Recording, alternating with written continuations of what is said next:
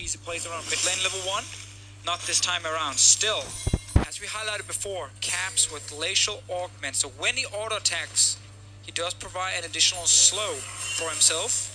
Right there you see the slow proccing onto Blank, so he can't get away from the damage of Aurelion Soul, and it can get pretty annoying to play against, especially early on when these quick trades of Caps just moving forward and hitting once or twice with his autos. Yep. Doesn't even need to auto attack him to get him knocked down a little bit in lane. Now, quick taunt off onto Reckless. He's hopped away, short distance there. It's interesting when you see so many mid lane bans, it starts to open up the champion pools everywhere else. That's what we want to see. Power picks. I like it though too. Yeah, no one likes it to just see the same foe. Oh, it's a Hex Flash. Try to see if you can get a flash out of someone right there. Norscaran. Nice attempt, Norscaran. Down the bot lane. But yeah, when it's the same mid lane picks every game, it gets a little bit boring. So the fact we have so many bans in this one and the Malzahar nerf suddenly sets up different picks. Corki is back in the meta. It's still amazing late game. Trinity Force, Infinity Edge, Yadida, Aurelion Soul. Aurelion Soul is of course always fun to watch. A lot more focus on the early game and roaming. Alright, now Brox is getting bullied out of his own jungle. Memento gonna snipe away a couple of the Raptor camps. Heading towards the red, but he's not going to take it. Caps incoming. Try and cut him off. Now he's back to lane. Want to force Memento out. He might actually see if he can stay. Still in here, sneaky. Risky. So they know this, to place the ward on the red buff. Broxa is still fairly low, they're fighting again. Oh boy, Memento.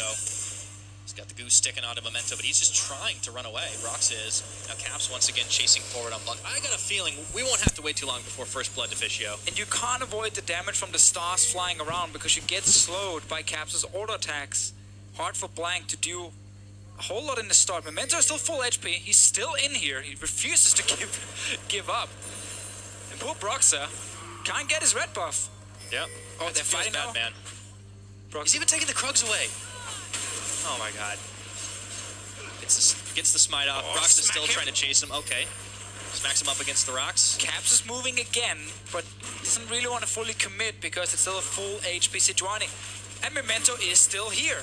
He's just at the red buff. Prophet pushing the top side. Moves in. Broxa can't do much. He needs help.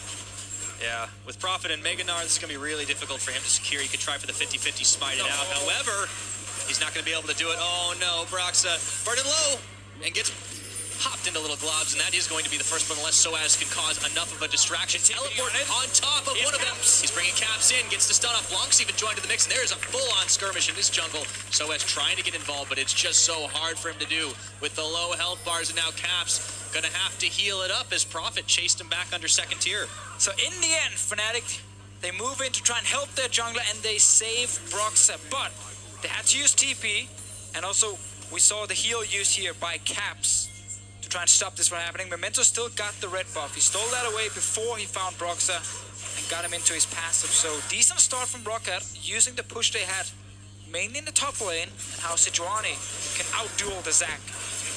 Alright, so Hillsang's left to hold the line alone down on bottom side as Reckless backed away. It was a little far forward, so he tanked a couple of Ren stacks for his trouble. We've been focused a lot on that jungle and the difference between Memento and Brox's CS as a result, but there's really action everywhere. Caps tanking a lot of chunk damage, courtesy of Blanc. He's turning it around just as much as Caps can give it. But Broxa, he's left to pick up the scraps in this jungle, and how far is this going to set Fnatic back in this game? I mean, for now, it's not too bad. Like, Broxa didn't die, he didn't have to blow his flash or something, so he could easily get invaded again. Memento lost his flash during the fight, so he needs to be a bit more careful. I think the main problem for Fnatic was the fact that Caps had to constantly try and move up and help, and couldn't just focus on playing his early laning phase 1v1. And you can see he's already down pretty far in CS and down in experience, so that's kind of where Fnatic got hurt the most. Not really Broxa specifically. Yeah, and as we've been pointing out, Fnatic are usually, of these two teams, the ones that do better in the early game. It's the later stages where they've been falling off. Yeah, I really like this early plan from a Rocket team that's, as you guys can see, very far down in terms of gold at 15 minutes. In most of the games we watch them play, and then they get back late game through some good team fighting. This one though, they're trying really hard to keep Fnatic down. Caps back to base for the second time. And Soaz also struggling a bit early on top lane, and he can't get any help from Broxa because of course he was busy dealing with Memento in his own jungle.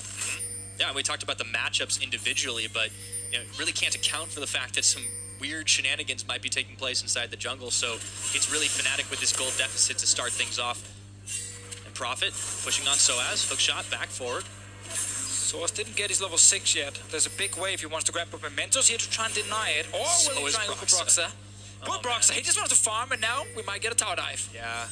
Okay, Soaz, he's got a flash. He might want to use it. Prophet, he's content to just take a few pot shots at this tower. Yeah, the node's too risky, and Soaz will get level 6 very soon. Oh, wait. Don't want to get trapped in the cage.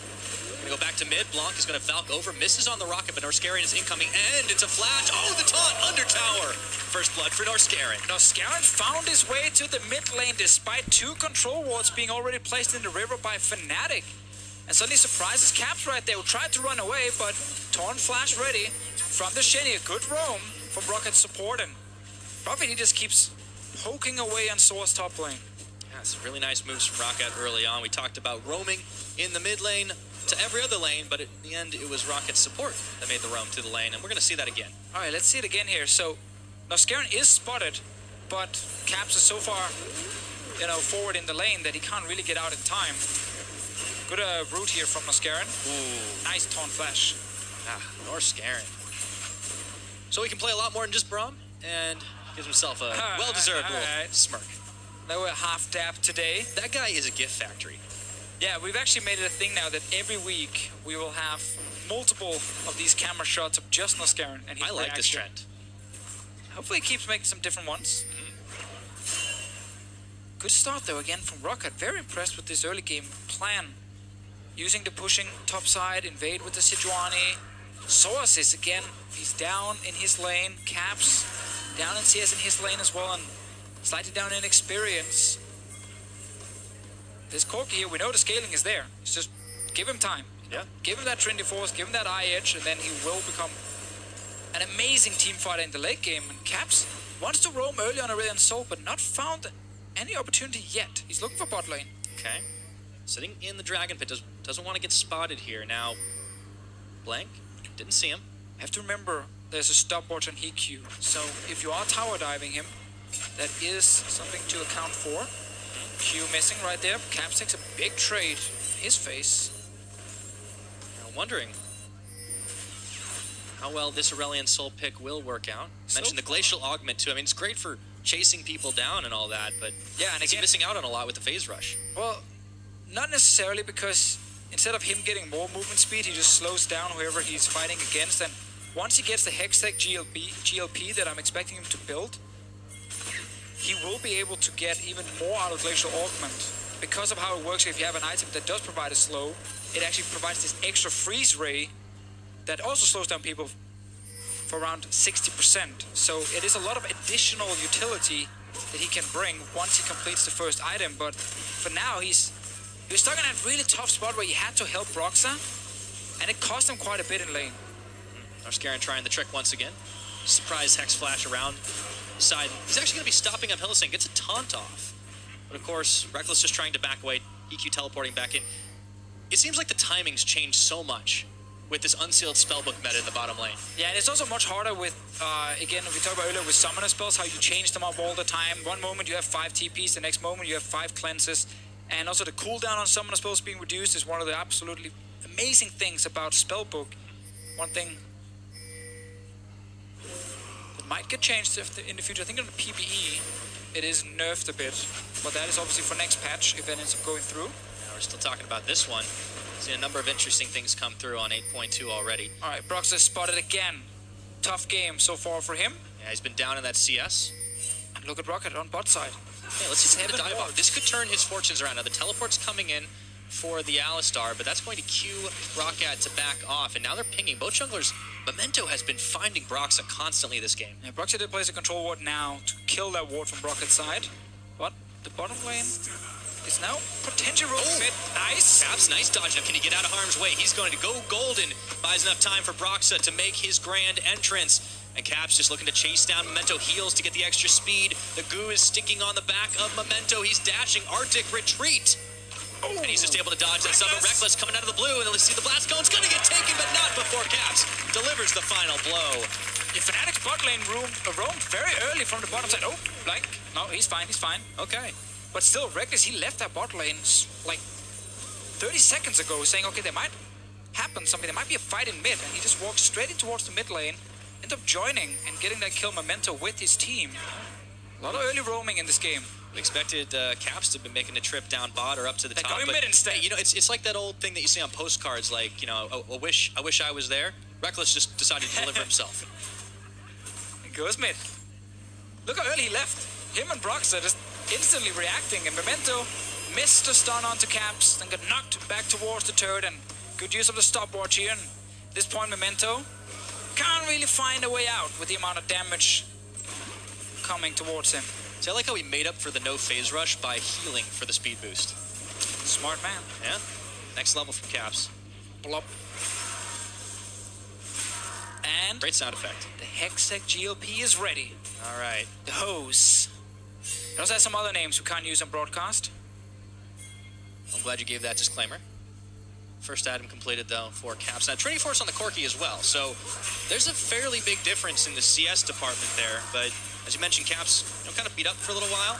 And resulted in only a couple hundred gold difference, though. I just want to see him use it now on a champion, so he applies the slow from the GLP, and then gets the extra slow from Glacial Augment, and then everything is just slowed for like 45 seconds, and moving around in a teamfight becomes very painful, or escaping a potential gank from Aurelion Sol becomes even harder to do. So I just want to see that in action now from Caps, because it is the first time we get to see this keystone for the Aurelion Sol.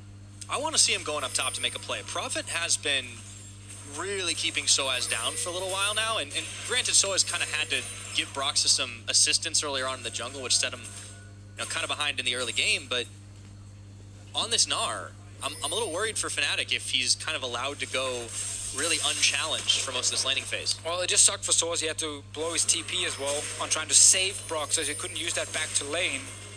Also set him a bit behind, and yeah, in general, tough early laning phase for Camille, but she will still be able to outscale in the side lane. And if she gets a gank from this Aurelion Sol, it is a very easy kill onto a Gnar. So there are definitely still a lot of opportunities for Fnatic, despite the rough start. Well, rough start's definitely one way to put it. I mean, this is a Fnatic team, mentioned it in picks and bans, that have been having some struggles, that have, you know, a heartbreaking loss yesterday against the Misfits in such a long game. 3 inhibs It's down. just, I mean, over and over again, they were wailing at the base, and it just got turned around. And to try and bounce back from that, it's what you got to be able to do. And of so course, far, Fnatic, I mean, they're keeping it close despite the early setbacks. Yeah, it's tough with these best of ones if you lose that 60-minute game where you technically were winning for most of it, and suddenly that's just it. You don't get a second chance during the same day against the same team, and you just got to get ready for the next one.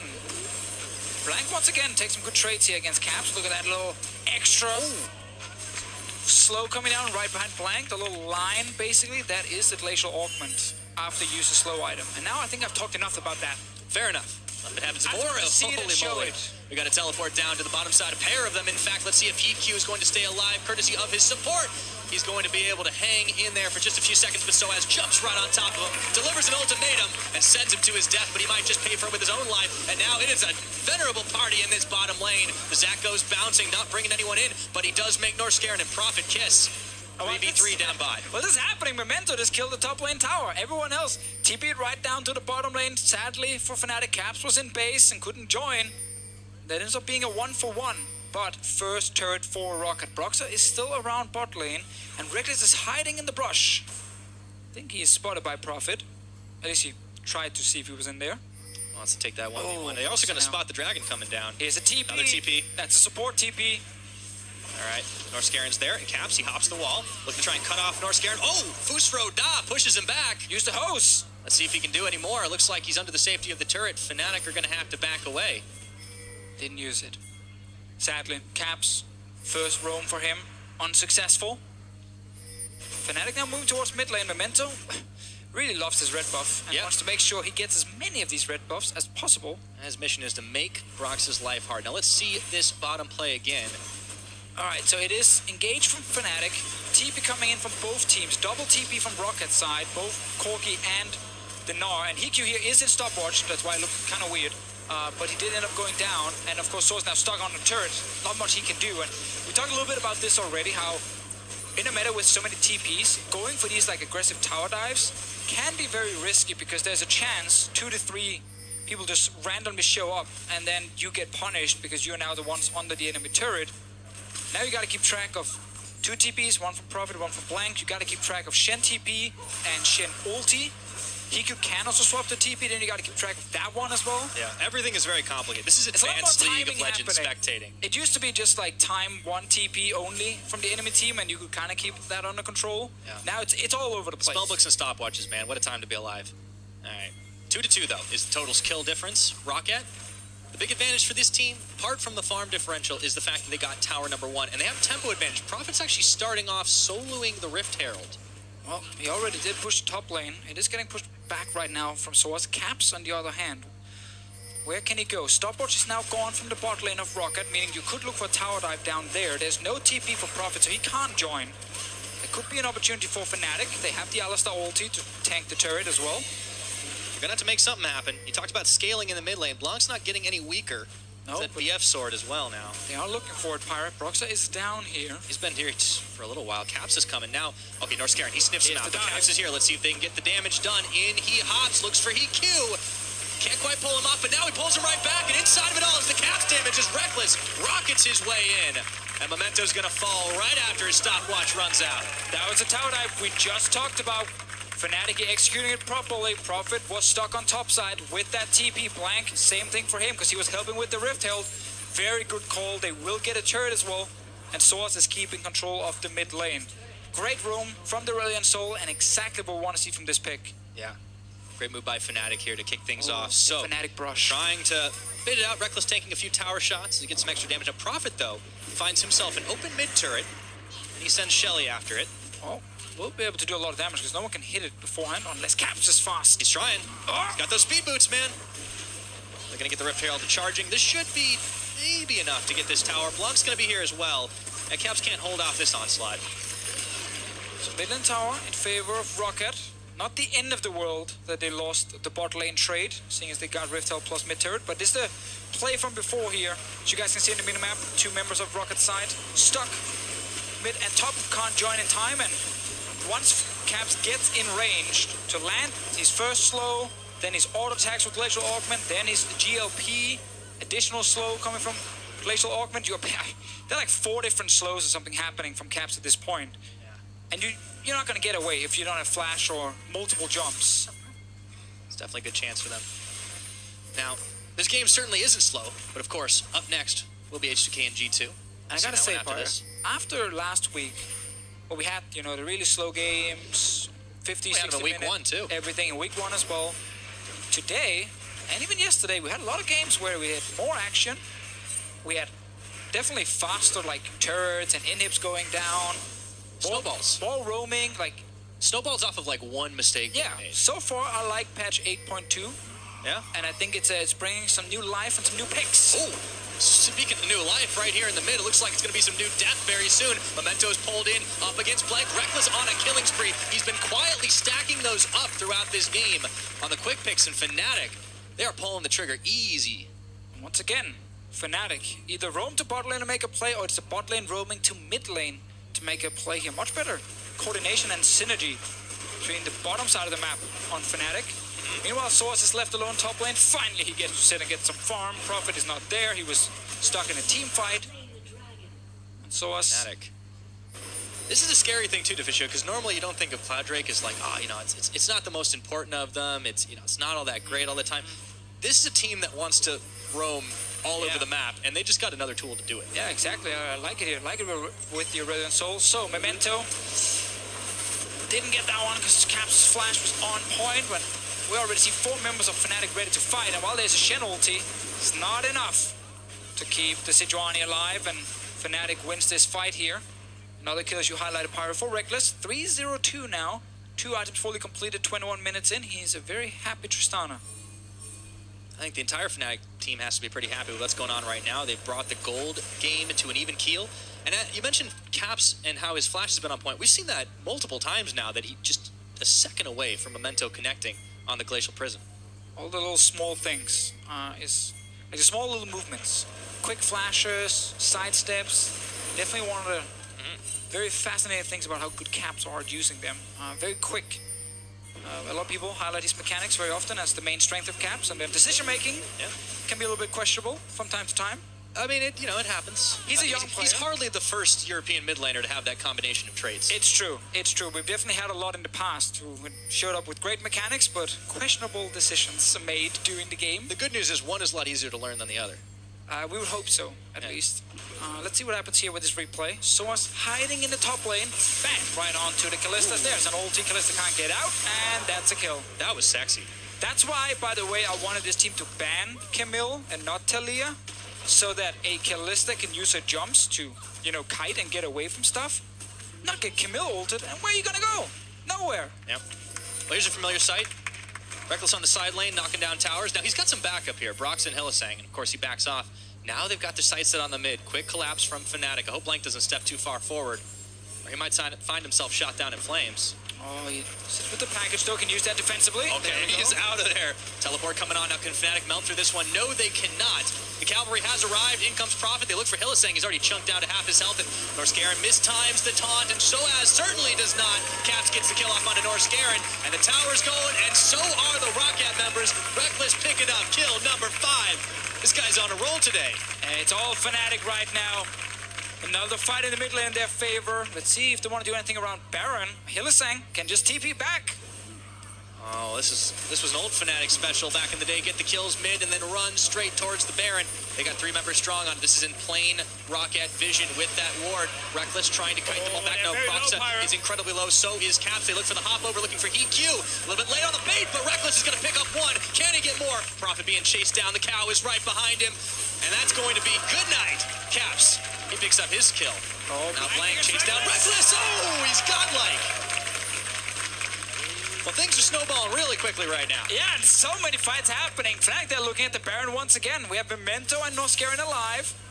Let's see if they can do anything. No TPs for the dead members on the side of Rocket. Hiku can swap his heal over to a TP if he wants to try and join the fight once he's alive in 5 seconds. Let's see if the tanks can do anything to stop this Baron here. They've got to hope to kill Broxa, but he's regenning a little bit. Hylissang playing gatekeeper, pit keeper, if you will. And it looks like with 3 members strong, Fnatic should be able to secure this one. Rocket know that they cannot contest. 24 minutes.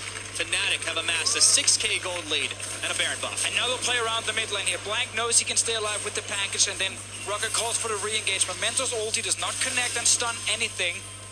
Hylissang still had ulti here. Yeah, a little bit too early. Right there from Norscarin. Silent Frame ends up dying after missing that little taunt. And the backline of Fnatic are just sitting there hammering away at whatever is right in front of them. And then they look towards the Baron. I think it's fine that Rocket are trying to contest it. Blank is fairly strong at this point, but TP is a big difference maker. Oh, EQ gets stunned instantly by Soa, and then he dies. And at this point here, they can't actually do anything against Fnatic. And even Reckless at the end feeling confident taking the 1v1. I like that flash forward. Very confident. Reckless knows that he can pretty much take out just about anybody on the enemy team, even packing some safe defensive tools. 3 out of Tristana, he goes ahead and says, all right, I got enough gold to pick up a QSS. But you gotta feel a little bit bad for Rocket solo laners. Like, Prophet and Blank, after what happened in the start of the game with the invade from Memento, they were doing so well in terms of farming. Prophet was controlling top lane. The Corki was scaling into the late game. It was all great. And then Fnatic were like, nah, you know what? Let's start force-a-fight mid, then force-a-fight bot, then mid, then bot. And suddenly Hiku is 0-5 and Memento is 0-4, and Fnatic is now 6k gold ahead. Yeah, it seemed like Blank the coordination just clicked for this Fnatic team. I mean, that or they're just taking out the frustration from yesterday. I don't know what's going on, what these guys ate for breakfast, but it's clearly doing them some serious good.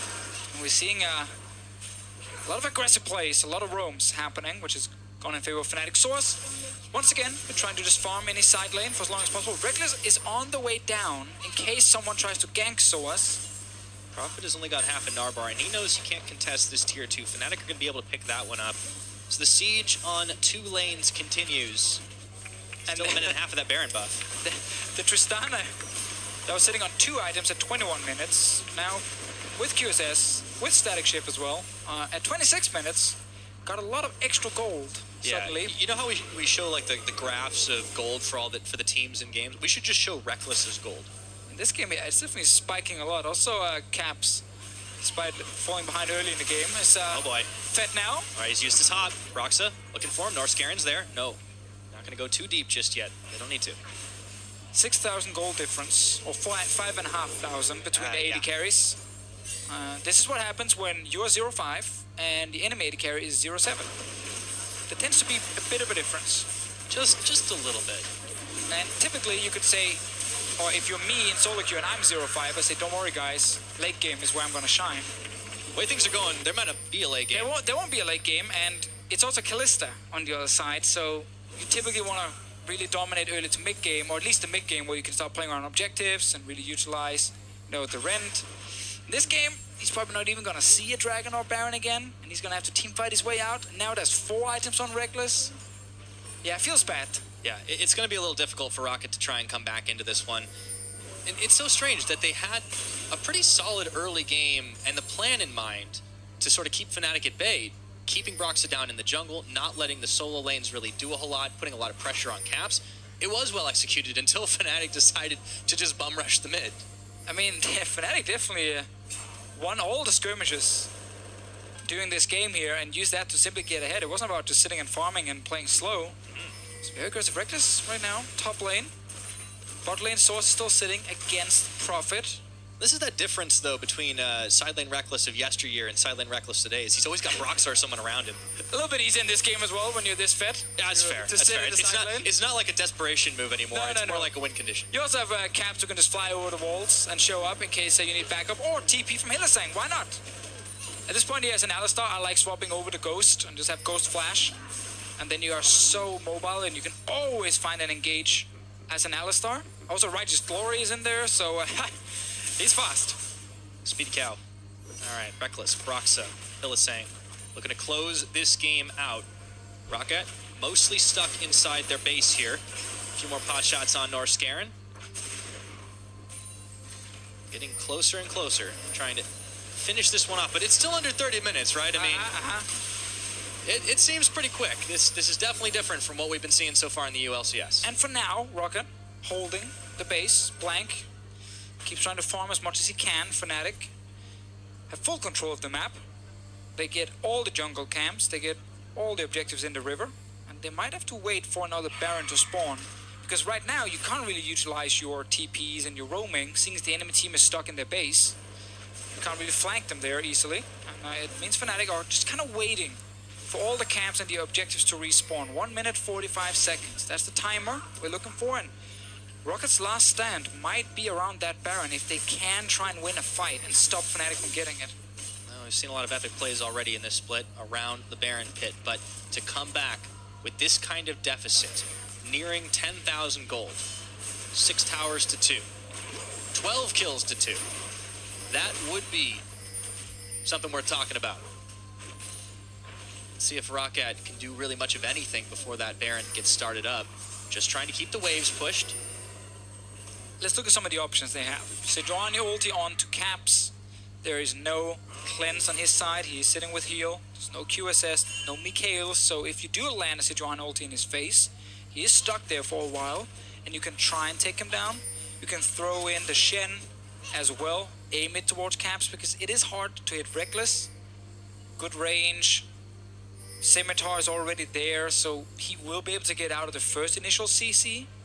Problem is they have to deal with Swords and Broxa and Hylissang, all 3 going towards Hikyu and Blank. And as we talked about in Champ Select, like these 2 AD carries, Corki and Kalista, normally you want to be able to use their mobility to escape whoever's diving them, but if Swords gets in range with ulti, they're stuck there, not getting out. Yeah, and if they're not able to touch Reckless, I mean, that's just going to be a constant barrage, and the tanks are not going to hold up. So it almost feels like either they have to kill Swords when he jumps in, but he sadly, for Rocket, is sitting with the GA, so smart choice on his side, or they got to try and get Caps.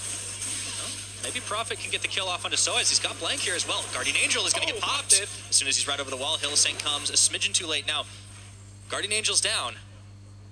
Alright, that's something. Next team fight, Source goes in, they can kill him. They have a lot of damage sitting here with the 3-item Corki. Yeah. And credit to Rocket, they've not allowed themselves to be pushed around without getting something back for it. The vision game for Rocket, close to this Baron pit in their own jungle, it's still there. And they are looking towards the Baron now. Fnatic trying to deny entrance to the river, or at least look to potentially force a fight if they see Rocket moving around this jungle here near the wolf camp, near the blue buff. Broxa and langsung, the two main engages on the side of Fnatic. Source losing Flash and G8 could be huge if we're gonna see a comeback. He might be one of the members going down early in a fight. Yeah, it's gonna be very tense. The Rocket's still clinging to life. The base hasn't been broken into. That's the saving grace for this team.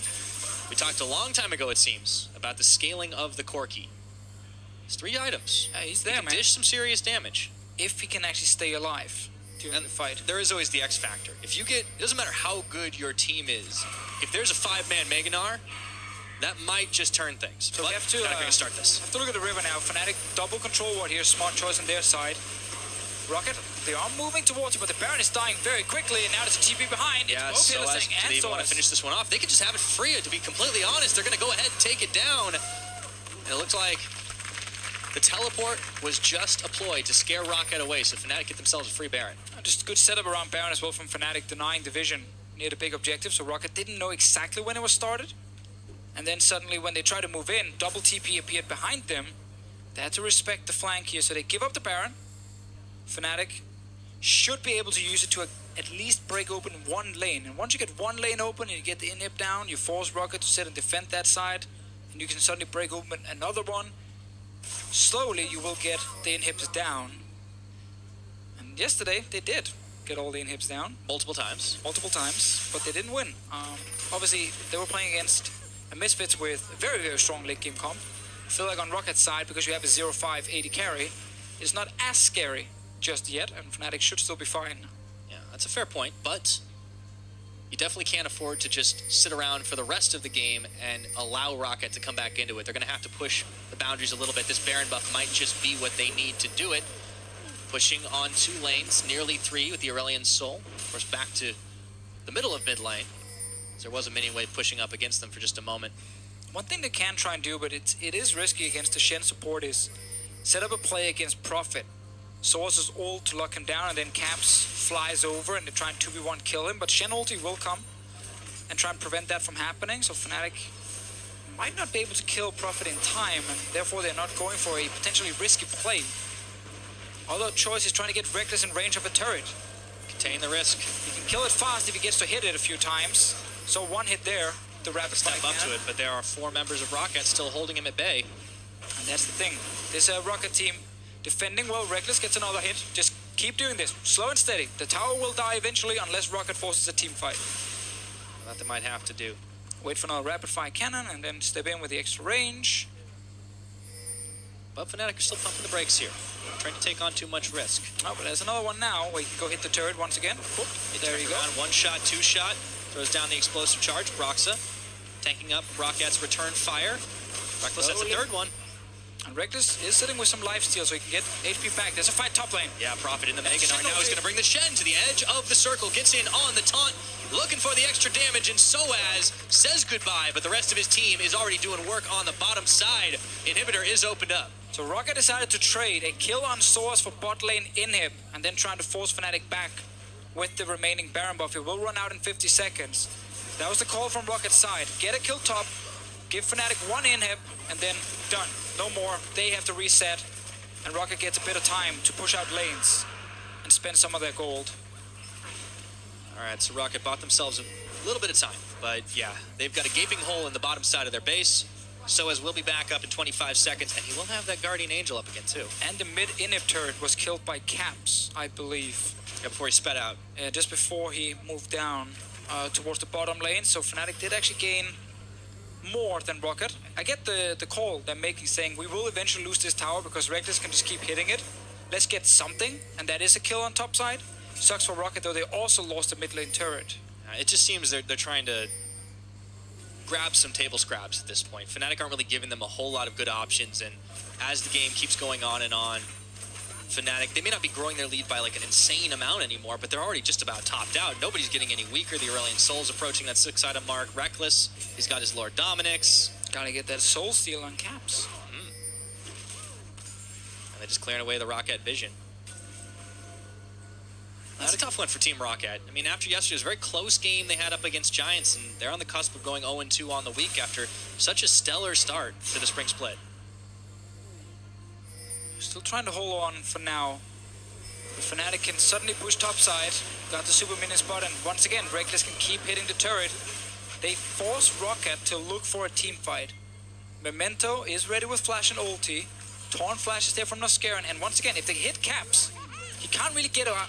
He can't really avoid being locked in place, and they do have some time to try and kill him if they can get through all the other members of Fnatic they're trying to peel and keep him alive. There we go once again with the GLP in. Brox is in. Yeah, they've opted to start this fight themselves. Memento's going to get kissed up against Prophet. Caps goes on a rampage kill. Now Soa's taken extremely low, but he's got that shield on, and Hylissang gets a big knock up on the cow, and Inhibitor is already taken down in all of the chaos. So Fnatic look for number 3, throwing their weight around, and they're able to get it without any casualties. A lot of damage dealt in the fight though here. Rocket trying to force Fnatic back.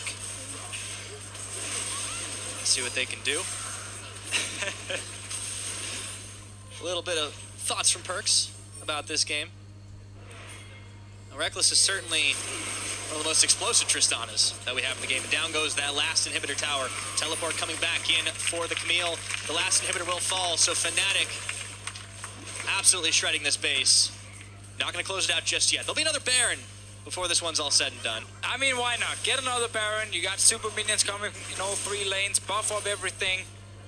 And then close the game here. Rocket tried here with the fight. Let's see, it's actually Fnatic starting it. It's all the slows coming from Caps first, but look at the amount of damage he's taking in return. Sadly, for Rocket, Memento just dies before he gets to do anything. And while Source did drop low, he gets out just in time, and Prophet couldn't get in. I think Prophet's flash was on cooldown as well, so he couldn't really utilize the Gnar. And a lot of things were just missing from the front line of Rocket to try and get some CC down on potentially Caps and his Aurelion Soul so they could kill him. Feels like, honestly, a lot of this is the goal difference that Fnatic have their favor. Just a stronger fight, a lot more items to work with. Definitely true. Baron, 50 seconds Pyre. Yes. Ton of super minions everywhere. Full items on Tristana, full items on Aurelion Soul. Sounds like the recipe for a winning game, Deficio. Note to everyone at home, play more Aurelion Soul. I want to see every pro team play it, because it gives you some of the best games to watch. It definitely is a lot of fun, but Caps had a hard time in the early stages of this game, remember. But what a way to thunder back into it. Fnatic, out of inhibitors to take. They're going to have to go for the base next, but still muscling their way in, taking a few shots. 15 seconds before that Baron would spawn. Not sure if that's what they want to take. Prophet's flash is still on cooldown for a few seconds. He's definitely going to need it in the next fight.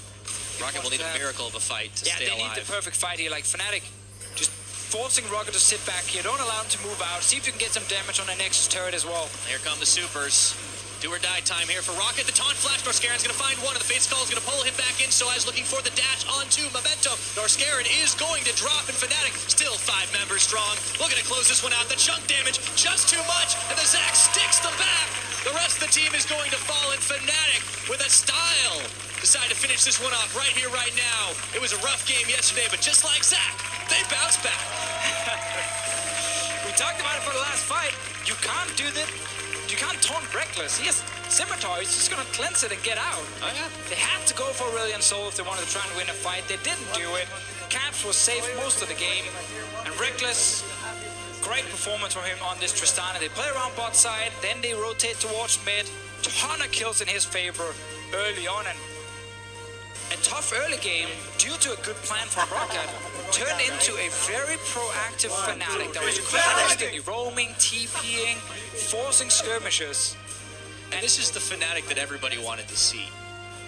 These guys live off momentum. They thrive off the energy from, you know, their very passionate fan base, on the expectations they have of themselves. A win like this just feels good.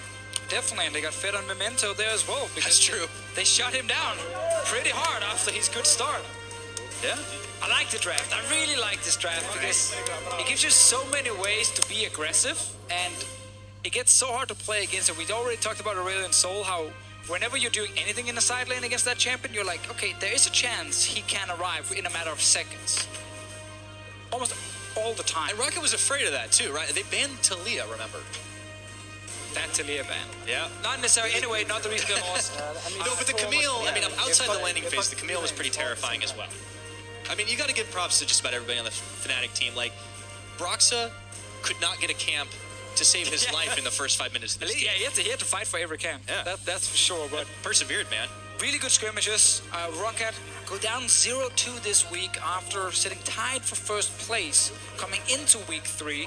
Lost to Giants yesterday after a very, very big Baron fight going in favor of Giants, and now losing to Fnatic after a good start from Rocket, but then simply getting out skirmished around mid and bot lane. Tough game for them. They were down 10,000 gold almost when they were trying to defend the base. And we were talking about the few chances to try and get back. Sure. And it seemed like up until that very last fight, Fnatic were content to sit back, let the mini wave pile on deeper and deeper, and make it hard for Rocket to really find any sort of counter engage. Exactly. So, I mean, it's a clean way to close out. It's frustrating to play against. It's very frustrating to play against. Glacial, Augment, Aurelion, Soul. Add more slows on auto attacks, on item activations. Yeah, and just slowly lose that game. You're never running away from that one, that's for sure. I like the innovation. Don't need your own speed when you can slow everybody else down. Now, after the break, G2 esports coach Grabs is going to give us some insight on the first weeks before his team takes the stage for the game against H2K. So don't miss it. I won't. Better not. Back to mid. Blanc is going to falk over, misses on the rocket, but Norskeren is incoming, and it's a flash. Oh, the taunt under tower. First blood for Norskeren. He's going to be able to hang in there for just a few seconds, but Soaz jumps right on top of him, delivers an ultimatum, and sends him to his death, but he might just pay for it with his own life, and now it is a venerable party in this bottom lane. In he hops, looks for EQ. Can't quite pull him up, but now he pulls him right back, and inside of it all is the Caps damage as Reckless rockets his way in. And Memento's gonna fall right after his stopwatch runs out. That was a tower dive we just talked about. Garen mistimes the taunt, and Soaz certainly does not. Caps gets the kill off onto Norskeren, and the tower's going, and so are the Rocket members. Reckless picking up kill number 5. This guy's on a roll today. Prophet being chased down, the cow is right behind him, and that's going to be good night. Caps, he picks up his kill. Oh, now Blank chased down Reckless. Oh, he's godlike with a style. Decided to finish this one off right here, right now. It was a rough game yesterday, but just like Zach, they bounced back.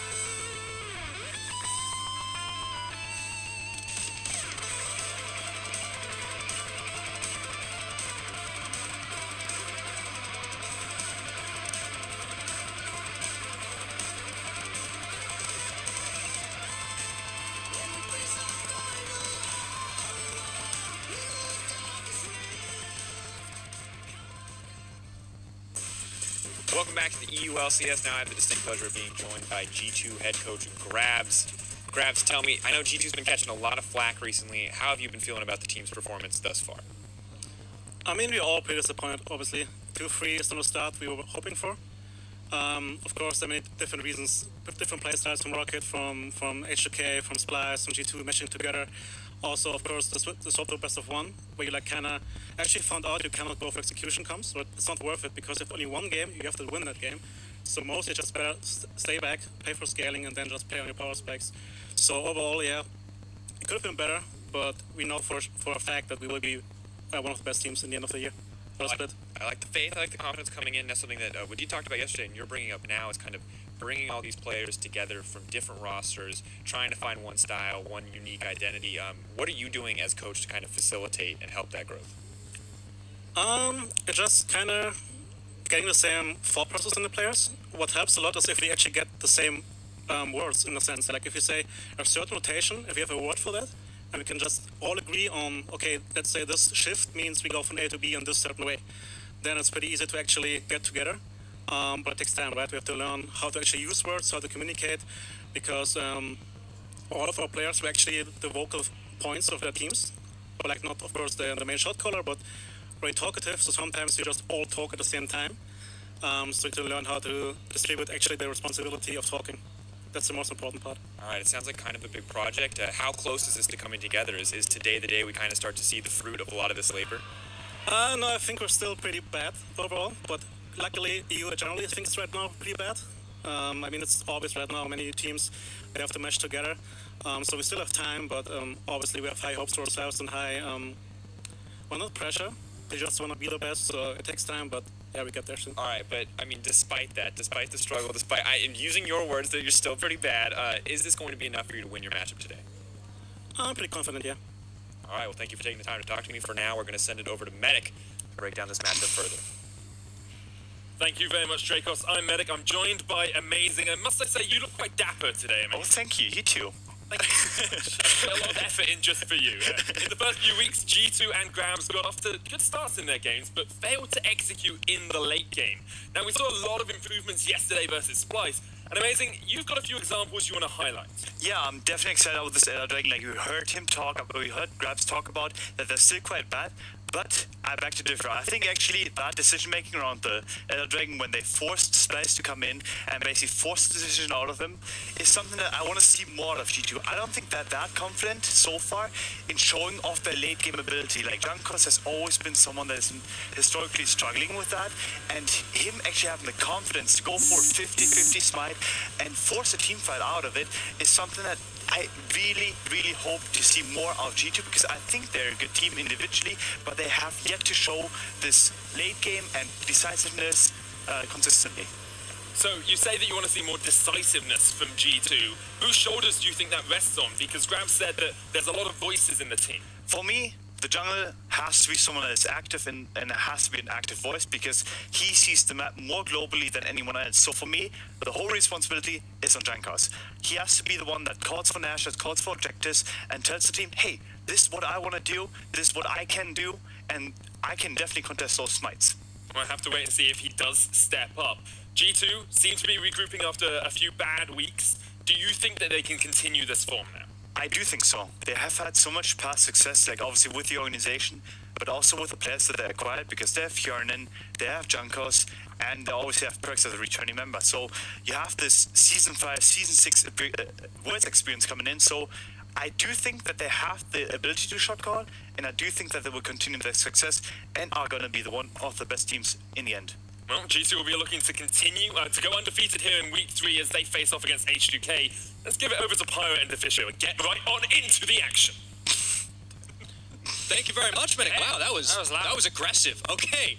All right, well, let's talk about the team that they didn't talk as much about. On the blue side, this game, we've got a team looking to turn some things around. It's H2K, which of course means up in the top lane, it will be Smitty J, Santorin in the jungle, Cadril in the mid, Sheriff the AD carry, Promiscuous the support, and their coach, Veteran.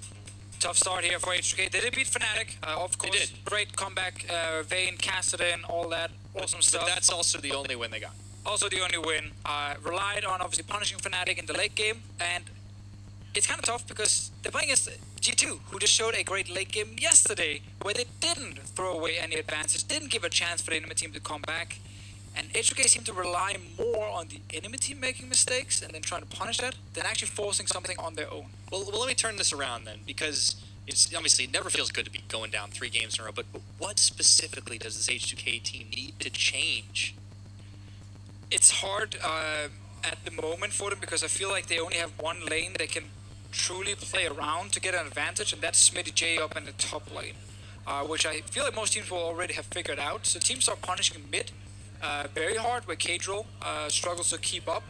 And once you lose mid lane, Smitty J can't really push his advantage top because the enemy team just roams up and kills him if that happens. So I'm kind of looking for one of the 2 rookies, either Sheriff or Kadril, to become a member they can actually play around mid or bot lane if they want to get more early game advantages, just not around Smitty J only. Yeah, I think we definitely want to see if the rookies can start delivering. It's definitely been some time. Now, let's go ahead and take a look at the other lineup, of course, is G2 Esports. They're going to be Wonder in the top lane, Yankos in the jungle, Perks in the mid, Yarn in the AD carry, their support with Did, and of course we just heard from him, Coach Grabs. A good game yesterday from G2, where came back in the late game, had some good clean team fights as well. And talk about coming back, man. They were holding off Splice at their base constantly. And these are some of the things we want to see from G2 Esports, because their early game and mid game is very good. Like whenever I watch them play, I love how Perks and Wonder are playing in the early laning phase. I love how they use their advantage very effectively. They get map control, they understand which lane to play around. It's all looking great. And then when they get to the late game, that's where we have seen some issues from them. They can lose a team fight, maybe due to the draft on an individual mistake. But yesterday we didn't see that. It was a good late game from G2, so it is trending the correct way. Yeah. Well, like all teams that make big changes to those rosters, you would expect some time for G2 to gel. I mean, that's fine. Yeah, they got plenty of time. We're only in week 3. Very true. No panic just yet. We don't have any more time for it officio pregame because we're into picks and bans. Callista off the board for H2K starting off, followed by the Galio. All right. I think banning Galio is very smart against H2K, seeing as that is one of the champions you could use to play around Smitty J even harder, or maybe play around bottom side if you want to try and enable Sheriff. So I like the Galio ban. I actually really want to see Kadril play something where his focus is not on being a big carry, but more being on setting other lanes up to succeed. We just had Aurelion Soul from Caps. Talia was banned in that game as well. Let's see it. And, I mean, Kadril is a famous Twisted Fate player. Oh. Not saying we're going to see it, but it's that kind of style I like to see from Kadril, where it's not about him winning the game, but about him setting up an AD carry or a top laner to win the game. Well, when you've tried a lot of other options, sometimes you just want to go back to basics, go back to what you're comfortable with. We'll see if they get a chance to do it now. We got a few more bands to catch up on. Nunu makes an appearance in the band column once more alongside that Braum.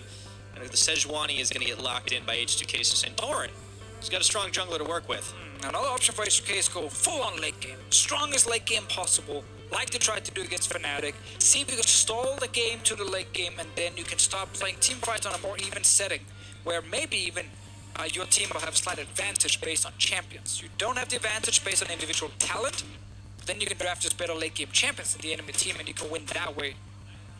I don't know if G2 Esports are going to be too keen to give them that late game. They're packing quite a punch with those first 2 picks. It's a Ryze and a Tristana. Yeah, that is always scary. Perks' Ryze is very, very good at using his advantage to go for these different side lanes.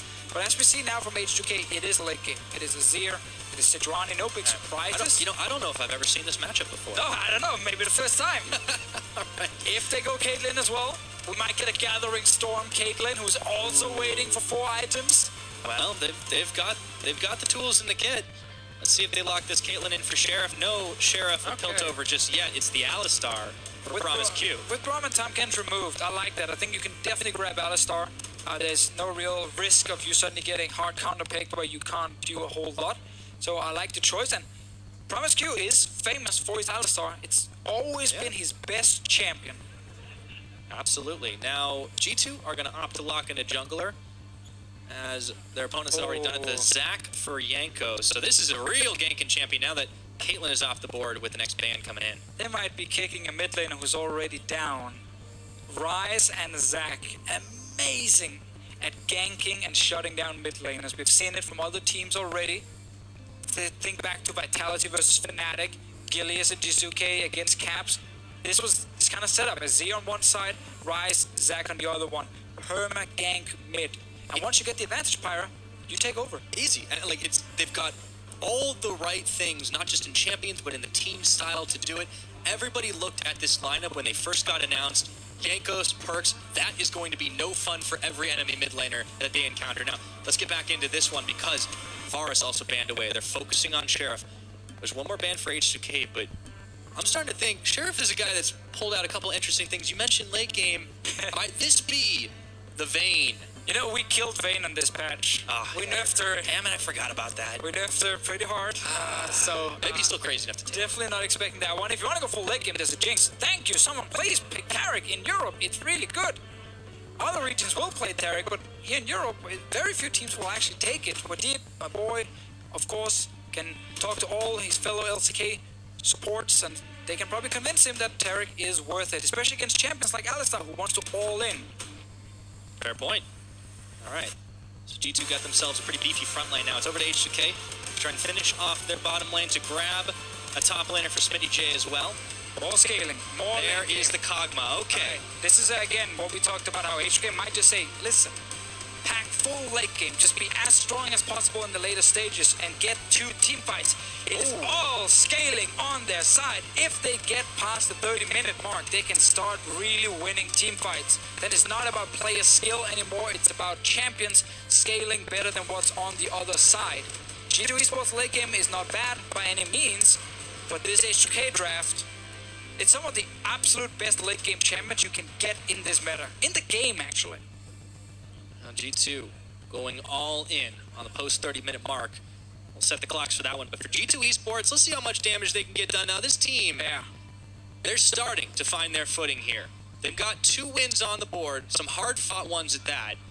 And I feel like things are starting to come together for the 4-time champions. But this is the kind of game where G2 might just get ahead in the early game and speed it up and see if they can finish before H2K reaches that late game with their draft, because you have Ryze roaming super strong for that. Tarek is great at enabling ganks in the bottom lane, and of course the Gnar top lane to try and push in the gangplank. Multiple lanes that G2 can play aggressive in, a roaming mid laner and a jungler in Zac who can gank from any angle. So there are a lot of ways for G2 to just speed up the game and never allow H2K to reach this late game with their draft. Well, H2K will have to weather that storm. Can they do it? Could they build some confidence for themselves, for the fans? They need to ride it out until they are powerful enough to fight. And it will be an uphill battle against G2 Esports, a team that is also looking for something to prove. They're looking to prove something, I should say. What do you want to prove, Pyra? That they can do it again. I want to see them prove that they are deserving to get all the way. 5-time champions. That's what they gotta be gunning for, man. Of course. It's the throne. They want to make sure. You gotta earn it every single split, dude. You don't get to keep that thing. That's true. Once you win the split once, the only goal is to win it again. You kind of say, I'm happy being top 6 anymore. No, you gotta win the split again and again and again. Looking like dusk on the rift right now for G2 Esports. Time is going to be ticking. Let's see how much damage they can do early on. It's a good thing we start on that mid lane, because I feel like that's where a lot of action is going to be. Caedrel's going to have to watch his back. He needs to be careful. He is running Cleanse to try and get out of some of the CC from Perks. And I like the fact that G2 are showing up with 2 minion dematerializers. One on Perks, one on Yarn, and once again, further facilitate pushing in the lane, getting the priority where you can roam first and you can force plays. It's all about, my favorite word, tempo. G2 want to get priority so they can make plays, while H2K can't react in time. Fabulous. Outrageous even. Alright, guarding the entrances here. Looking for nothing too silly. Looks like both junglers are going to be starting on the bottom sides to get the clears off. Now, Pyra, if you are Santorin in this game, it's rough. Because top lane, there's not really any gank set up from a gangplank.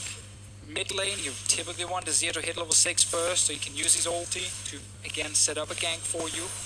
And bot lane, you are playing into a lane with a jump from an AD carry and a stun from a support, plus 2 stopwatches. So it can be difficult for Santorin to find a lane to play around, and you might just have to focus on counter ganking and vision.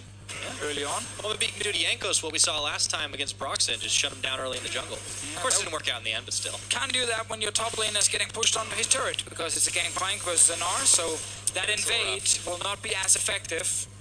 Meanwhile, mid lane, Kadril and Perks, early trading happening, and gotta remember that minion dematerializer, you cannot use it to get level 2. It will not be active in time. You gotta wait a few more seconds before it's ready for Perks, and then you can use it to try and get level 3 for himself. But ideally, you use the dematerializer at least once on each separate kind of minion. So a caster minion, a melee minion, and a cannon, because then you get 4% increased damage against these minions for the rest of the game. Everything else, when you use it the second time on the same kind of minion, it only goes up by 1 extra percentage and not 4. It's only the first time. Trying to optimize their ability to speed things up, as you said earlier on. Now, he is actually trying to do it. Is going to find Jankos, who sticks some goo on top of him, but he's going to be able to easily smite that away. See, this was a good call from Santorin to say, wait a minute, he's actually here. I'm not going to take this fight because Gnar can just walk in behind me and punish me. So Santorin checked, found Jankos, stepped away. All right, well, he might have a hard time ganking the lanes, but it's nice to see him try to find a few plays early on. More trading back in the mid. Now, Kadril taking a little bit low, but he fires back with those Sand Soldiers. I do want to talk about that top lane, though. You mentioned in picks and bans, this is the place that H2K can and should play around, because SmittyG has been pretty much the best performer on this team. Yeah, again, highest damage percent of top laners for the team, so basically on H2K, SmittyG is dealing 30% of the team's damage, which is something we don't see very often from top laners. And he's been playing a lot of Vladimir. He had the Jace game as well, so he's been playing a lot of champions that can deal a ton of damage. GP is another one, but sadly for H2K, it's hard to play around Gangplank. In the early game, you just kind of let him sit there and farm. Use the Kleptomancy to get as much gold as possible. That, of course, helps him speed things up so he gets to that later game. Exactly. And we saw yesterday what a really late Gangplank can do. Now, Baron's going to get caught just for a second. Nice damage from Sheriff and Promise Q, and the junglers find themselves once again, this time around, Dragon Pit, but Santorin can pull the same trick and hop the wall. At least Santorin can actually see where Jankos is on the map and kind of ping that for Kadril, but we have Perks TPing back to lane. The lane, well, he needs to push and roam if he wants to be active. Oh, Jankos, Turnabout's fair play here. Jankos, he's looking for a little bit of steal or some harassment inside of Santorin's jungle this time around. He's taken pretty low in the red buffs there. Now the supports want to get involved as well. There's a knock-up and a knock-back. Wadid taking a little bit of extra damage here in the Dazzle. Got for that geometry here. Promise Q, he's taken low. Flash is already away under the safety of the tower. yeah, Jankos knew that H2K's bot lane couldn't roam because they were stuck on the turret here, and Perks also looking towards the bot lane. No ulti yet though to get over the walls. He will not get there in time. Flash gone though from Promise Q's side, and Yanin gets some free damage on this bot lane turret, and we keep talking about it. G2, early mid game, push, push, push, get the advantage, set up roams, especially with the Rise that is waiting for his ulti. Now, G2 looking to be fairly comfortable in the driver's seat. However, I do want to talk a little bit about one of the things that's maybe a little bit worrying for G2 in this meta in general, and that's kind of Wadid's preference. We saw last year when he was really in his element, he played so many of these like crazy engaged champs. We saw the Thresh, we saw the Rakan, and now it's kind of like the tanky meta, right? So I'm wondering if this is just a little out of his comfort zone. I mean, he can definitely play the defensive supports, but he shines on playmakers, 100%. That's what we like to see from him. I think he's waiting and hoping to see the meta change a little bit, so that becomes the standard. Like Zyra Khan coming back would be great for him and Yanin. We see it from a few teams, but it's not very effective when it is played. But that would be something that could benefit him. For now, though, he has to stick with the Tarek, where I guess you can be fancy and flash stun. Yeah, I mean, that is a playmaker. It's just, it is. And then it's you a little play out your there. ult at the correct time, and that's also a play. Defensive plays also count. Well, it can be an aggressive play too. Oh yeah, true. Better than a stopwatch dive. Yeah. It is true, it is true. Yeah. Alright. Little Cosmic Radiance. They got level 6 on Perks. Yes. Yankos been looking for Santorin a few times, haven't found a big gank just yet. It's okay, just happy with this so far. Farm, farm, farm, do nothing else but farm. And G2 are just pushing really deep in the vision game. Look at that bottom jungle. They're spotting Santorin wherever he goes here. I'm wondering if the game plan isn't to try and secure that early dragon, or if they are looking for a dive down bot. Well, I mean, Infernal Drake is a bonus, but ideally you want to get a turret down, you want to get kills to speed up the game in the laning phase. utilize your split push with double TP against, of course, Cadrill's cleanse on the other side. And at the moment here, Yanin is doing fine, but you gotta remember, once Sheriff gets his Rage Blade, he's strong. Let's see top. Alright, a little bit of a fight. Meganar versus Gangplank. Smitty J got scooped and booped a few times. Smitty J is going to be able to hang tough. Level 6 v level 6. Of course, one thing Smitty J can do that Wonder can't do while his TP's down is affect the rest of the map. That Cannon Barrage, that could help them out if a dive comes down bottom like we were expecting. Yeah, could be something. Obviously, double TP as well on HOK's side in the bot lane. Sorry, double TP and double stopwatch. Makes it even harder to get them low enough to actually kill them and then tower dive them. So that's something to look for, but that's why, again, we're looking mid to see if Perks can get that advantage against Cadrill. He's currently winning by 10 CS. And Jankos is around mid as well. Will they look for some sort of play? This would be a serious dive down, but there's always the potential of getting shuffled back. Or pushed away, even. Jankos still sniffing around, but he's not gone for the commitment just yet. It's tough in this meta. They can force too many early plays with all the defensive tools teams have. You gotta remember, if they do tower dive onto Cadrill, they can use the Rise ulti to get Zac back out. So it is a possibility if you want to play very aggressive, but Perks needs to get Cadrill low first. Oh, he actually thought there was a... Never mind, you don't want to move up. I thought he was like, oh, Zac might be here. Quick enough. Now, he is also the only one on H2K side that doesn't have that stopwatch, too, so in theory, he is the easiest to dive. Just that cleanse. Perks really wants to get rid of it. Yeah, trying to force it.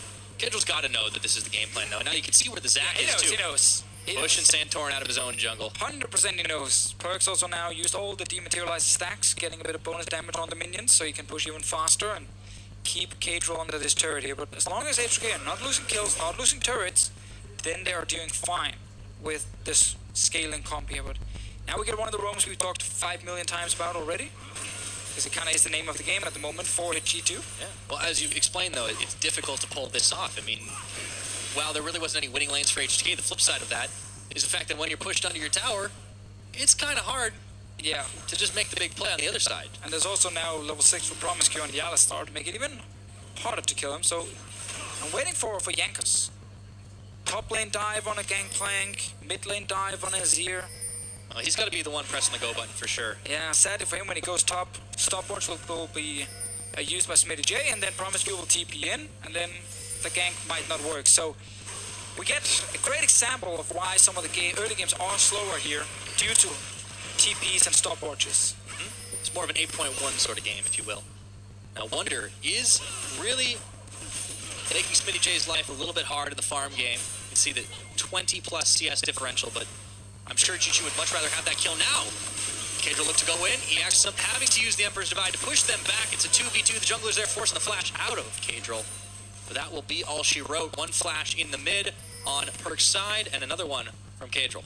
That was the aggressive play HK could try and do here. Swoop in and knock Perks back, but Santorin and Jankos fighting. Speaking of aggressive, Jankos pushing on Santorin. Now, there is a tower pretty close at hand, so Santorin's able to limp over there. Nothing doing, no first bloods just yet. G2 is trying. Now there's no summoners in Cadrill. That cleanse he was sitting on to try and save himself in case anything happened near mid is now gone. Perks had to use his flash.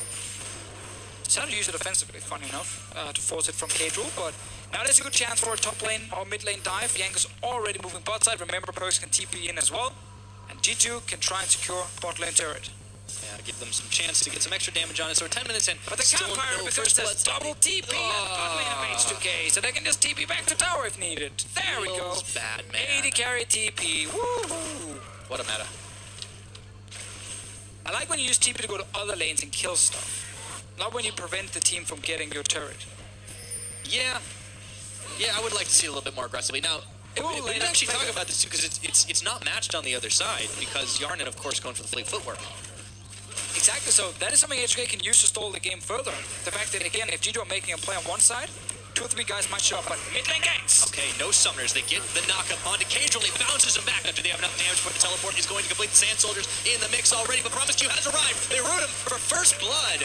It goes Jankos' way, and Promiscue was just a little bit too late. And there's a reason we spent 5 minutes of this game just talking about mid lane, gank mid, setup plays. After the summoners was used offensively by Cadrill, at least it cleansed and had to flash defensively because of Perks' play. Well, easy gank now, and Jankos gets that first blood in the mid lane, setting up Perks for success. Let's see it again. Block right onto him, knock him back. once you get hit first, you can't get out. And yes, there's a TP coming in to try and save him, but that's just a support, and nothing Promiscu can do. Yeah, even what did was walking up as well. So, first blood, it does go on to Yanko, so Perks isn't going to be getting the lion's share of the gold for that one, but he does manage to push a wave of minions in that way, and it's adding to his already pretty sizable CS differential lead. Exactly, and he gets a bit of damage on the turret from minions. He's up 1 level as well. He's going to control this lane. Either kill Cadril again or just go to top side and kill the gangplank. Both options are there because now bot lane's TPs are on cooldown. Sheriff and Promiscu can't help poor Smitty J if G2 pulls off a play against him. But they just need to watch, rinse, repeat. They need to keep doing this, build up more gold. Remember, the timer we're watching for is the game clock. 30 minutes in or so, H2K really come online, and they're just trying to hold on. They're just trying to weather the storm. Now, Wonder has other plans for Smitty J here. He scoops him up. He throws a big Ben his way. Let's see if he does extra damage. Cannon barrage. Wonder is going to have to limp out. That was close. Smitty almost bought it. Smitty J forced to go back now, unless he wants to be greedy and stay. Doesn't know currently where Yankos is on the map. There's a lot of blue wards topside though to try and spot him if he should show up. Yankos instead is looking on the bottom side. There's an Infernal Drake to play for. G2, a lot of pings here. Let's see if they want to use that advantage, the timing. Teleport's all down.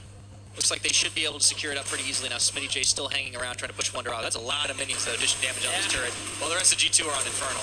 Wonder's just getting free damage on the turret right now. Smitty J can't do anything against it, and Santorin is on the way to try and stop this. But he's gonna get spotted. Let's see if they can do something. Okay, chasing him up.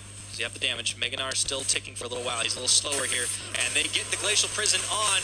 Melting through his health bar. He's gonna burn his flash. Gets the stun, and Perks has turned it right around, but Wonder can't get involved. It looks like Perks is just gonna be a stun cage and walk away. Yankos, meanwhile, able to push in mid. He's trying to see if he can deny some more minions from the Azir. Cable is back though to save it, and G2 now can get a bit of extra damage on his top lane tower. It's just a matter of time before it dies and they get the first turret in the game. Yeah. Not very fast, but it's safe what G2 are currently doing. I was gonna say, name of the game seems to be chip damage constantly. They're gonna be able to have a little bit better of a fight once they decide to do it, thanks to that Infernal Dragon. Yankos is pushing deeper in enemy territory. Does he want to fight with Santorin for the blue buff? This is what we've seen from G2 and this new lineup. It's not all in aggression. It is calculated, the basics. Really understand how to not take 50-50s, but only make plays that are heavily in your favor. Let's see what happens here. All right, well, that divide didn't do a whole lot there, but Cadril is able to get out nonetheless. Teleport coming in for Sheriff and Promiscu. They have arrived, but G2 backed off. The spellbook meta, man. Randomly, the bot lane just TPs it. And then they get to walk top lane because the fight stopped, basically. Yep. Yarnan now gets a free turret bot lane. Yeah, well, Yarnan's having the time of his life. I mean, Smitty J is going to be able to put a few more cannons that way, but Yarnan is quicker on the draw than he is with that big gun, so he should be able to fire down turret pretty quickly. In just a few minutes, G2 will have killed all 3 outer turrets and have a massive goal lead in this game. They will get the first one in the bot lane. Top lane is very low. Mid lane has been taking damage all game long as well. It's just a matter of time before they're 5-6k gold ahead. Yeah, now the Rift Herald is going to be the consolation prize, of course, for H2K. And Perks, ooh, his back gets stopped. Oh, he was shopping. Smitty J did not decide to go all in on the commitment, but all the same, yeah, G2, pretty comfortable position right now. They're in, not really making any unnecessarily bold plays. And for this team, well, as I say that, they go in, force the flash out of Cadril, and the ultimate out of Santorin. Okay. I know he's a rookie, but please do not randomly start recalling in a side lane brush where you don't know if there is a ward or not. Very close to where the enemy territory is, like the entrance to the jungle is right next to this little brush. This happens. Now Flash is gone. And barrage, though. That's don't defensive. make it too easy, Pirate. Don't make it too easy for G2 to get these blast outer turrets down. Yeah. You can always see sometimes rookie tendencies happen. Cadril, of course, a very experienced rookie. Yeah, he's been Playing in lower leagues for quite a while. Playing for a lot of years. You know who else has been playing for a lot of years? Tell me. Yarnan. Yes. This is a guy who, along with Wadid, really found his footing last year on Roccat. But in the first couple of weeks up against all the opponents G2 have had, I feel like we hadn't seen his full potential. Yesterday, against Splice, that changed. That's what we saw from Yarnan last year. These kind of numbers down the bottom, as you just highlighted here from the game yesterday. insane damage per minute, being a large part of his team's damage as well. And that's what we want to see from AD carries going into the late game. This one on Tristana, he's farming well, he's already secured one bot lane turret, and he will have another game where he's going to get fairly fed moving into team fights. Yeah, he's on a much more explosive champion this time around too, up against Splice, who's on that Caitlyn pickup. But Tristana, we've already seen at least once today what a fed Tristana can do. For now, this Tristana used to just kill turrets. You can see HK sending the dual lane up here to try and stop this from happening, but as I said before, just a matter of time before these last outer turrets die. Sheriff trying to extend that amount of time. The magic time we're looking for, 30 minutes, but HK just a little bit halfway there. It feels very far away. It is very far away, but also G2 are about to open up the map in a big way. So there's the second one falling in the mid, and now they can focus all of their attention on the top side. Looks like we might be in for a fight. Santorin's waiting in this rush. I don't know if they want it. Oh, Yarden, that was super aggressive here. And the Cosmic Radiance comes in, and the Zac around the side is going to pull Santorin back, flashing and dashing. Can they escape? I don't think so. Looks like Santorin is nearly going to follow one more auto attack, and Wonder's the one who delivers it. G2 reacting instantly after killing that mid lane turret. 5 members top, they get that last outer turret. Now we're looking at a massive goal lead for the Spinnator, trying his best to even it out. Well, secured bot lane turret at least for H2K. Sadly, did not have his ulti for that last fight, but this is what happens again when the mid lane suddenly falls. Instantly, 5 members can show up in a side lane. Yeah, that's turned into a 2,000 gold advantage, 4,000 I should say. Let's see how this one began with Yarden jumping in. Did not expect Santorin to sit in the brush here, so he had to flash away before the Terry ulti connected, but didn't matter because H2K already had 5 members here, and will only get 1 kill. Bunch of flashes down, and of course get the turret whilst the J secures bot lane tower, so at least the gangplank is still farming. That can be important because, as we highlighted earlier in this game, the man who deals a ton of damage for H2K, it is Smitty J. He's been the best performing member on this team, and on achieving the late game, he can parry. They're able to make it that far for sure. G2, for all the advantages they've gained for themselves, it's always going to be a question of, is it enough to close this one out? Is it going to be enough for this team? That's 2 kills. It's 4,000 gold to lead. Now Smitty J going to cut off Wonder. Maybe he's just looking to cut off the mini wave. I don't know if he wanted to deal with Wonder. He wants to just kill minions. not really the gnar here, but he wants to play PvE for a little while. I mean, the first few steps have now been completed by G2, but in order to close up the game in time, they still need to secure Baron fairly early on. Santorin is trying to see if he can get some damage on Bitter with the rest of H2K, and a Rift Herald. So far, despite being down, H2K are definitely still in this game. Yeah. They have a game plan. I mean, it's very clear. It's very obvious what they're trying to do. But beyond just surviving, they have been able to even things up a bit. That is a little extra gold, a little extra damage. Spinnator could have used his ult there in case Yanin was pushing the turret just to kill the minions. But obviously Yanin just stepped away, so he has to keep that one for now. G2 Esports can secure another Drake, but sadly for them it's a Cloud Drake, not exactly what they need to snowball the game, and then they can stop playing around Baron. They have a great turn with Taric and the Zac. Taric is also fantastic at the Baron itself because he can keep healing with his passive, constantly activating his Q again. But what he has not done what we see in the LCK, where Taric will go for tier, just to get a much larger mana pool so he can spam more heals. Oh! Cadril getting caught. That was really cool. But Cadril, he's not getting out of there that easily, even though the Emperor's Divider went up. He went down. Yankos with another kill onto the mid laner. He got so surprised right there. Yankos and Wadid together.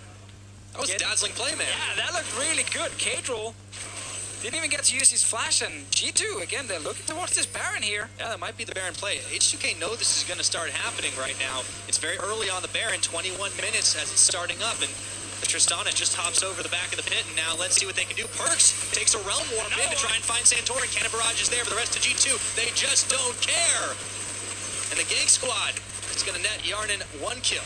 Onto the mid laner, or onto the jungler, I should say, and now it's pretty easy to see what's going to happen next. Without a smite contest, right back to the Baron pit. And man, we talked about how G2 still needed the Baron if they want to really snowball the game, and then Cadril gets surprised in the mid lane, dies, allowing G2 to go for a much earlier Baron than we normally get to see. Great setup here, so no vision in the brush. Cadril sees the Zac fly in, and instead of flashing away, Instant is being like, nope, I'm out of here. He tries to set up the soldiers so he can dash to it, but that's where the stun connects onto him, and suddenly he's locked in place and can't move. It cost a lot here for H2K. They were stalling and stalling. They just got a mid lane turret for themselves.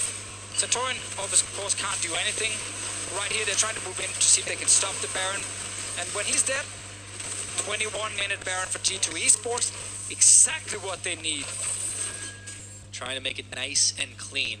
And this is such a different game than we saw it of G2 yesterday, where their backs were against the wall, time and time again, up against Splice. That's a game that requires a different type of mental fortitude, trying to just outlast every single attack and turn it on its head, which they managed to do. But against H2K, trying to build those little advantages, trying not to get too over-aggressive and give H2K a chance to get some kills on the board. So far, they've kept them to 2 turrets and nothing else. That is true, but still, I mean, giving over 2 turrets to a comp that wants to just play late game meant that that comp was still in the game and still scaling. Cadril, though, Very true. you can't make that kind of mistake where you end up getting caught with a long-range sack flying towards you when you have flash, when you have potentially quicker reactions, you can still dash out. And then when you die, you give G2 that early Baron that they needed to really push you down. Well, it's not the first time he's had a slow reaction trying to back out. We saw the greedy brush back earlier that resulted in him burning his flash. Yeah, that one also sucked for Cadril. Tough game on his side and getting punished around that mid lane as we highlighted in Champ Select. Now look at Perks, he's taking top lane turret. Wonder is eventually going to get a bot lane turret as well, and now suddenly all your other turrets might be gone. Yeah, that's the question. How much are they going to get off the Baron buff? So far, the game plan going G2's way. Pushing H2K deeper and deeper back. The added advantages are stacking. Oh, Jankos pulling in Santorin. Santorin's also had a rough game this time around. He did try to make some aggressive plays. Now, Wonder, he might go down here with the cannon barrage. He's going to walk it out, the cannon, the barrel. Wonder's going to pop it. Jankos, uh-oh, it's 2v1. Pulls him back into the tower. That's got to sting. Now he's got the stopwatch on, but that's just buying a little bit of time. Flashing forward, tries to get the kill. Doesn't happen. Wonder leaps away. And now 3 G2 members firing down tier 2 in the bottom side. Smitty is trying his best here to try and get something back for his team. Almost took the 1v1, but then suddenly Jankos and Wadid showed up and forced Smitty J back. Meanwhile, Perks almost taking the top inhib turret. And Yarnan taking them. I mean, they're just dragging them all over the map at this point. G2 know that they can just keep on doing this. The big Baron empowered minion, safe from a distance as the rest of the minions arrive. Wonder can just keep taking a couple more shots at it, clearing away the wave as he gets into the Mega Gnar. And H2K can't really do much, but watch their towers fall. So, last outer turret gone, 24 minutes into the game. How's that late game timer looking, Deficio? Ooh, I mean, right now, if we look at the items, even before G2, all of them have gone back to shop. We can see Cadril completed 2 items just yet. Actually, just did it at the very moment we talked about it. While Perks on the other side, that's 3 fully completed items, and he has a potion on him as well. 3 fully completed items on Yarnan and a QSS. So it's still tough, and 30 minutes, it still feels very far away, Pyra. Yeah, it's rough. Especially when you compare, you talked about Yarnan Sheriff. He's just sitting on a couple of swords. I don't even know how a Kog'Maw holds swords. Don't question the game. The logic in League of Legends doesn't make a lot of sense. What is Zac? Well, he's going swimming. That's what I know about this. So he's got the snorkel? Yes. Well, why does he need snorkels? He's like Blob. Well, maybe blobs need to breathe too. Apparently they do. Yeah. It makes perfect sense is my point. Yeah, I mean, he's a giant walking condom. That's what he is. So, again, don't question League of Legends logic. All right. I don't really have any follow-up questions. But for G2, the only follow-up question for them is, how long is it going to take them to try and close this one out? Closing in on the victory. They go 2-0 on the week. If they get another fight, Pyra. If they go 2-0 on this week, though, how big of a confidence builder is that for how rough of a start this team has had this split? I mean, it's fun to hear G2 talk about it because even when they win, they're like, nah, it needs to be perfect. You know, we made mistakes, we just need to keep improving. So, speaking of mistakes, he goes golden. Didn't get a chance to get that Realm Warp off. He's going to burn his flash and trying to walk away, building some time for his team to arrive, but it's not going to mean a damn thing. And Sheriff's able to pick up 1 kill. Deathless game for the G2 Esports squad. Laying in ruins, but then again, H2K's base might be soon enough. Yarnan gets a few pot shots off on that tower, inhibitor tower, and he hops away. Can they get another one, Santorin? No ulti, sadly for him, but Perks. Not sure if he expected some backup to be around, seeing as he didn't just combo out straight away, but with the engage happening, he just had to hit that Hourglass instantly, and that's a kill for H2K to buy a bit of time. Still in this game, well, far down, and shouldn't be able to come back at this point. 10k down. We still need to see if G2 can actually get an inhib. They have 2 turrets, mid and top lane, very low Pyra. Getting close. We talked about the confidence boost, like all that is of course great for G2, like they're aiming for first place, that's the whole goal, but they also know with a new lineup it takes time.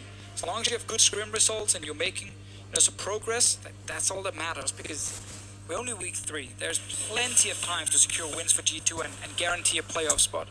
That's very true. I think it's definitely even more important on the other side where you have H2K sitting at only that one win. We asked at the beginning of the game, question marks. We'll talk about that a little bit later because here's where Perks gets caught.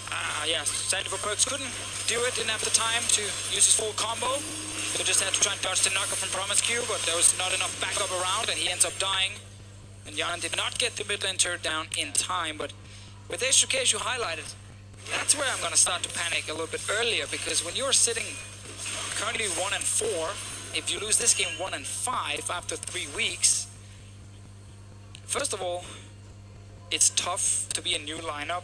There's some young players on it, and you end up just losing games. I've been there myself, you know, you just lose and lose and lose, and it's hard to keep the trust going between you and your teammates. It's hard to kind of look and see all these issues you have, you need to fix and overcome it. It's very difficult when there's so many things going against you, and you need a few wins in the start as a new team to really start believing in the project, and they're not getting it right now. And the org itself is also in uncharted territory too. I mean, H2K, this is the first time they've fully rebuilt a lineup. Ever since qualification to the LCS, they've kind of had these star-studded players. You're looking at the likes of Otoamne, their opponent this game, Jankos, on the H2K side in past years, and they've always been a playoff contender, if not finalist, and now it's a lot of question marks around this team if they can pull together. As you said though, it is early on in the split. I'm hoping to see them find some cohesion. Not sure if it's going to come this game though. Wonder, once again pulling Smitty J down to the bottom side. Baron back on the Rift, which means G2 could use that as a massive bait. However, they may not need it. Whoa, okay, maybe they do. Jankos gets denied. Looks like Promise Q said butt out. Alright, Janen though, finally will get his turret in the mid lane. He's been working on that one for quite a while. He's got damage. Straight for the end. Yeah, they're far ahead in items. They're very confident moving in, looking for a potential fight as well as Sheriff. Gets to tickle Jankos just a little bit. Well, Sheriff's starting to do a little bit of damage. He's got a lot of attack speed on that Kog'Maw. Those tennis balls are going to be rapid fire. Okay, they've got the stop off onto Jankos, so they have the damage. No, the Cosmic Radiance comes in. And Jankos bounces out. However, Perks, he didn't quite get the memo, and he's getting bopped and pinballed around, but that's okay. He says, stop and watch this. Wonder, meanwhile, bot lane, once again, hitting the turret while Smitty J hits the minions. I feel like we're watching 3 different games right now. We're watching Perks' game, we're watching Wonder's game, and then we're watching everybody else's game, which right now is going to be Baron. Now we get Baron started up, H2K too far away to do anything, to win a game that's been in G2's favor since basically 2 or 3 minutes in. Like, early game, they've kept him down. They got the CS advantage, got the goal lead. They've just been applying pressure onto H2K, who's trying so desperately to hold on. Well, they're hoping G2 is doing what Fnatic did when they played against H2K and had some over-aggressive team fight, but they lost it, and suddenly the scaling comp took over. It's not happening. G2 are playing it way too safe. Just trying to keep it as clean as possible and not allow H2K back into it. For the most part, they have. You talked about maybe it's a little bit worrying they gave away a couple of towers. It means H2K's comp was working. One unnecessary death. But apart from that, and not the end of G2 have played extremely well, and you can see it in every advantage that they have. The only thing H2K have going for them right now, that 30-minute mark, we hit it. I mean, I feel like they still got 2 items to go. Yeah, we're gonna add a few more minutes to that timer now. Sheriff is forced to flash away because Jankos came out of nowhere. That's the other threat too. You can't really push too far with G2 getting vision everywhere on this map because you never know when there's going to be a surprise Zac hopping at you. You don't have a jungle. The enemy team is sitting with 4 jungles. They have a base though. Yeah, for now they do. They will soon not even have inhibs on the side of H2K. G2 should be able to finish doing this Baron here. Wonder is just stacking some more damage. Where's my Hurricane? Bloodthirsty top lane. I want to see more Hurricane Gnar. I see it in some of the other regions, LPL, LCK, we've seen it. It's really good for the spammer pushing, but this guy, I think he wants to win some fights. He wants a bit more lifesteal for himself. He's already got 2 kills, maybe looking for some more. Now, pushing on multiple lanes here, Wonder in the Mega Gnar form. And now we know, H2K will have to force a fight if they want to stay in this game. If they do nothing, they lose 3 inhibs, and after that they will lose the Nexus. We're seeing it happen. They've got to hit the go button. Well, that goes 1, that goes 2. It's hard because you're not standing 5 together right now. You're behind in items, so you can't really win the fight. They're like 3 level difference between the 80 carries. Yeah, G2, they just come in. Knock the bases right down in front of them. It's like that mean kid at the beach just knocks down your sandcastle right in front of your face. You can't do anything about it. Promise you on the backside, looking for a play. Not going to happen. They're trying now. Barrage coming in. G2. That's already one Nexus turret fallen. The hopes and dreams getting crushed here of H2K, and they're getting chunked out to boot. That's a lot of damage. And for good measure, the Cosmic Radiance comes in. Cadril swoops on by, but that's going to be the double kill over to Perks. And this game is over. Okay, about 30 minutes was the timer. Just a little bit past, but it was G2 that closed this one out nice and clean to come back 2-0 on the week. And that's a good look for this team. And we did change to 35 minutes, Pyra. And they didn't get there, sadly, for H2K. We talked about this coming into the game. You know, if you can't play around any of your lanes except for top, then it's hard to play an early game comp. So what you do is you draft full late game, like they did against Fnatic. It worked once, they tried to make it work again. It was scaling, fall behind, but hold on. And that's fine. I think that's perfectly acceptable in this meta, but then you can't make some big individual blunders. Cadril getting caught in the mid lane when the Zac flies in with the attached to him. That kills him. G2 sets up for a 21-minute Baron. If you're playing the stalling comp, you stall Baron for as long as possible. 21 minutes in, it died. G2 got all the outer turrets, and now they were suddenly 1.5 items ahead of H2K. Then it becomes impossible to stall. I feel a big theme of this game was the difference in experience between the individual players. G2 is starting to gel more as a team, more than H2K is at the moment. But also, these guys have all been on this big stage, for the most part, a lot longer than, especially some of the members of H2K, a lot of rookies. We're seeing the mistakes. Yeah. They're small. I mean, they will happen, but you can't make those mistakes against some of these players who will punish you. And with G2, again, we get this kind of game where the focus is not on just all-in aggression or taking crazy team fights. It's super calculated. You know, now we get this turret, then we move to the next one. Don't chase for fights or for kills. You know, just focus on the turrets. And it is the correct way to play the game. If you have the advantage in the early to mid game with your draft, this is how you're supposed to play it. Sure, they lost one or two turrets, but they were still in full control. Absolutely, and it was a complete team effort. But of course, we also want to know who you guys think of is going to be the player of the game. This time, it's going to stand between Jankos, Perks, and Wonder. So head over to @LOL Esports on Twitter. Give us your choice. We'll highlight your winner after the break. And I think, honestly, those are all fine choices. You have to say that, Pyra. Yeah.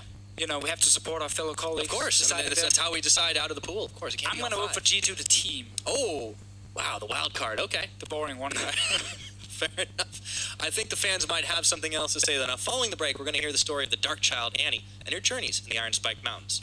After that, Misfits Gaming, who are on the hunt for the LCS trophy, look to take their 5th win of the split when they face off against Splice, so don't you go anywhere. I didn't mess with my parents, but god damn it. Why they coming at me? I didn't realize. Oh, it's a spotlight. Okay, no summoners. They get the knockup onto Cadril. He bounces him back. Now, do they have enough damage for the teleport? He's going to complete the Sand Soldiers in the mix already, but Promised You has arrived. They root him for first blood. Can they escape? I don't think so. Looks like Santorin is nearly going to fall. One more auto attack, and Wonder's the one who delivers it. You can spam more heals. Whoa! Cadril getting caught. That was really cool, but Cadril, he's not getting out of there that easily, even though the Emperor's Divide went up. He went down. Yet just a little bit past, but it was G2 that closed this one out nice and clean to come back 2-0 on the week.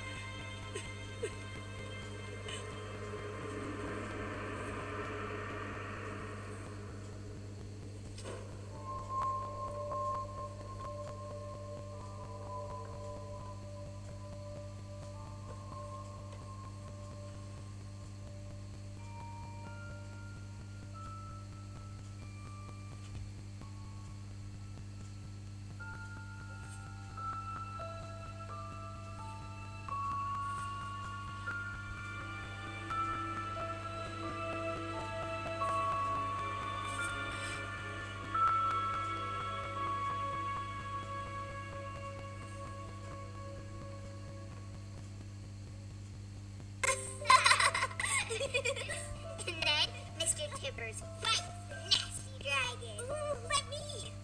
No, he's mine. Hey, Tibbers is stupid. Huh? No, he's not. Give him back.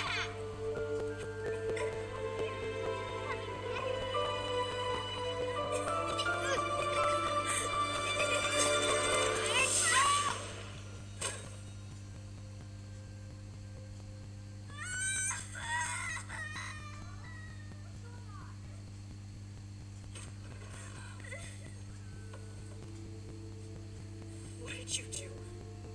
She took Tibbers. What is wrong with you? It was an accident. Daisy started it.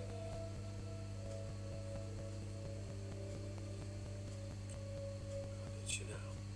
I'm sure she didn't need to. We've been playing together before, you know it. Okay? I promise, Firefly.